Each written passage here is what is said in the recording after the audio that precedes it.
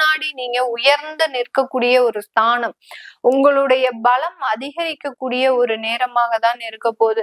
எதிரியே உங்களை கண்டு நடுங்கக்கூடிய ஒரு தருணம். யார் யாரெல்லாம் உங்க கண்ணு முன்னாடி நின்னு பேசுறதுக்கு கூட தகுதி இல்லாத நபர்கள் கூட உங்களை அவமானம் செஞ்சிருப்பாங்க. அவர்களுக்கு முன்னாடி நீங்க நல்ல ஒரு பலத்தோட எழுந்து நிற்கிறதுக்கு உண்டான ஒரு நேரமாக தான் இந்த விருச்சிக ராசி என்பர்களுக்கு இந்த 45 நாட்கள் இருக்க போது. இந்த 45 நாட்கள்ல வேலை ரீதியான முழுமையான தொந்தரவுகள் குறைவதற்குண்டான ஒரு தருணம்.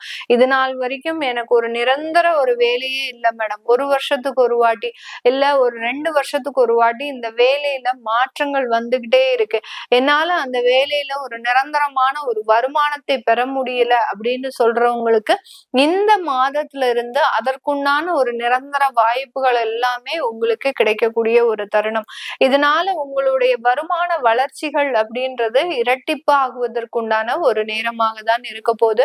அந்த செவ்வாய் 3ஆம் இடத்துல இருந்து உங்களுடைய பாக்கியஸ்தானத்தை பார்க்க போறாரு. இந்த விருச்சிக ராசி என்பர்களுக்கு உங்களுடைய பாக்கியஸ்தானத்தை பார்க்கறதுனால வரவேண்டிய வருமானங்கள் எல்லாமே கண்டிப்பாக வரக்கூடிய ஒரு நேரமாகவும், வரவேண்டிய நன்மைகள்